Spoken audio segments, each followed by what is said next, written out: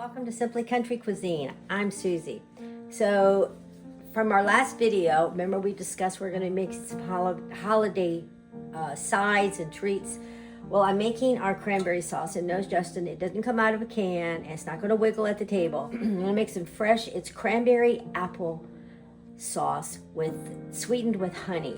Now I have a little bit of this left, and this is the honey that Lynn brought me back from Pennsylvania. It's an orange blossom honey, and since this has the zest of an orange in it, I thought we'd use this, but this will have an essence of the orange because we are going to double the recipe. I am serving about 16 for Thanksgiving.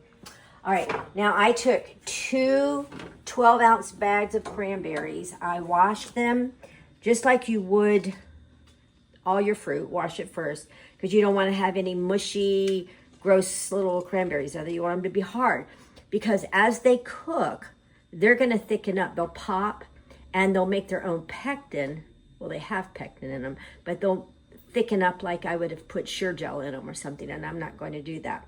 So I'm going to dump these in my pan, in my lovely antique colander that was my grandmother Irene's.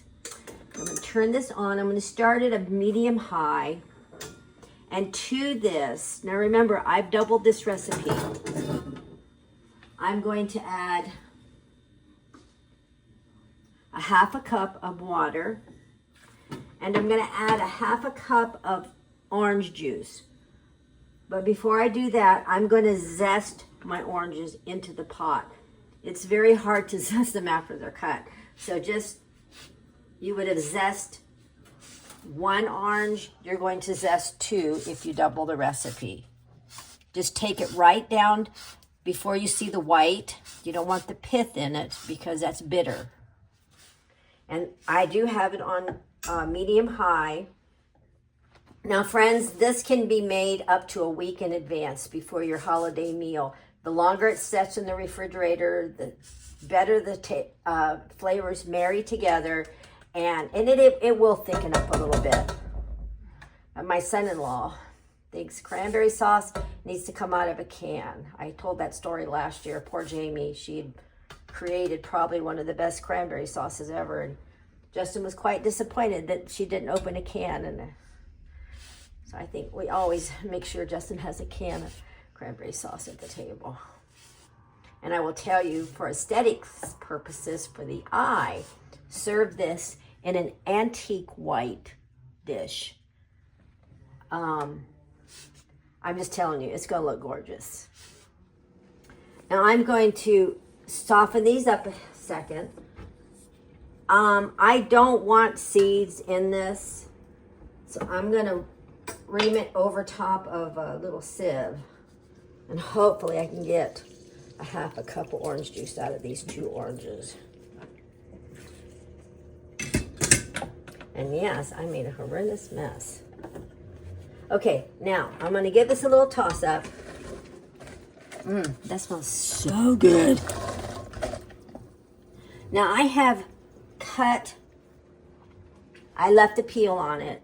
I have one gala apple that I have cut and diced. I'm going to add apple to my cranberry sauce this year. I'm going to give it a nice toss up.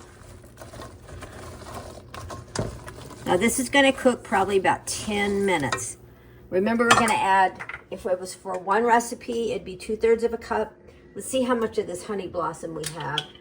Maybe we have enough for both. We were actually able to use just the orange blossom honey. We had enough in the jar. All right, now we're going to cook these until they pop and they'll get thicker.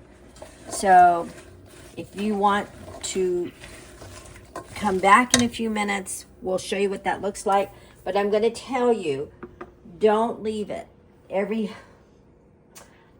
couple of minutes or something. Just give it a stir, because it's got sugar in it. It's got honey in it. That's sugar, but it's going to still crystallize. It'll still stick on the bottom of the pan, and we don't want that because it'll burn it. But I want to make sure it's sweet enough, and I won't be able to tell until we're done. So come back when the cranberries have burst, and the apples have softened up. And we'll give it a little taste and see if we need any more honey. And if not, we'll put it in our pretty antique white bowl. Okay, we're back to our cranberry sauce. And I have tasted it. And I did have to add another 2/3 cup of honey to it. It was very, very sour. But I'm gonna take my masher and just help these cranberries, not much, just because I do want chunks in there. And I'm gonna turn it off now. And check the comment section below. Dina will have the ingredients listed. And you know, you could also put in the comment your favorite cranberry sauce that you like to make for the holidays, or maybe one that's been handed down to generations. Okay, it's thickening up. Now, once this sits in the refrigerator for a couple days, it's going to be a nice gel for our Thanksgiving meal. All right, I told you I was going to put it in an antique bowl. This was my grandmother's bowl, one of her bowls. And when my mother passed, we went through and looked at all of their dishes and stuff, and there was only a couple things that I pulled out. Well, this was one of them. I just think that's so pretty. So I'm going to take some of this beautiful cranberry sauce, just so that you can see. There's our beautiful orange apple cranberry sauce for the holidays. It's going to pair well with the turkey breast, mashed potatoes, the dressing. We are having collard greens. We're having a cabbage casserole. I hope I get that video on there for you. This would also pair very well at Christmas if you were doing a prime rib or just steaks on a Traeger, a grill, a smoker, ham. It would taste very good with ham and very good with duck. Although I'm not a big duck fan. I think the meat is a little greasy, but there are many people out there that like duck. For you hunters out there, can you imagine this on your deer, your venison? Oh, yum, that would be so good. Now I'm going to get a little spoon and I'm going to try a bite and hope to dear Lord Jesus that it doesn't scald my tongue out. I just need a little taste. I'm just going to get some of the broth part. See, it's jellied onto the spoon. Oh, perfect. It has tang. It has the sweetness of that orange blossom honey. That was a good choice. You could use any honey. Try to eliminate the sugars for the holidays if you can, because people are going to bring desserts.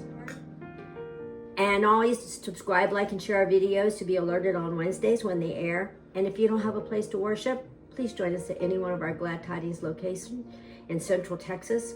One church, 5 locations.